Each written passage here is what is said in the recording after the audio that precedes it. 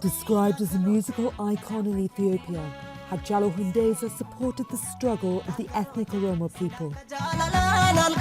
His music became the melody of protest movements that led to the downfall of Ethiopia's government in 2018.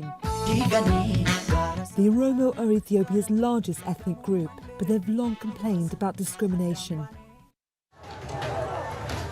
Thousands of fans followed Hundessa's coffin through the capital while protesting his killing. He was shot dead while driving his car in the suburbs of Addis Ababa. He is somebody that is seen as an icon by the 50+ million Oromos who live in Ethiopia and in the Horn of Africa.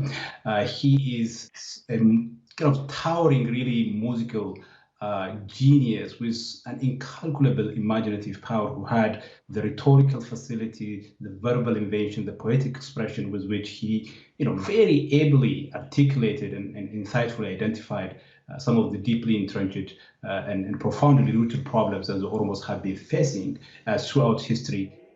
Following the protests that turned violent after the shooting, Prime Minister Abiy Ahmed called for calm.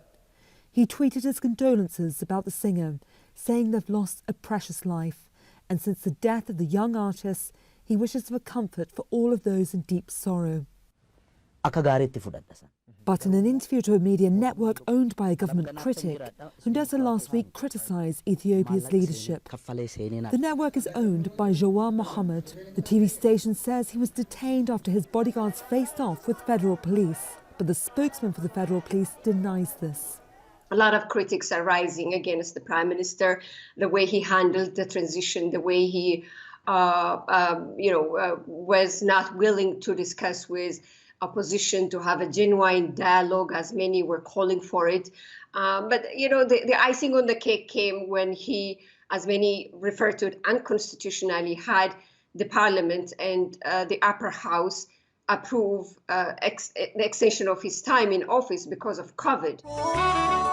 34-year-old Hundessa spoke out about receiving death threats before his life was abruptly ended. Now, many Ethiopians say he'll be remembered as a revolutionary figure. Laura Burden Manley, Al Jazeera.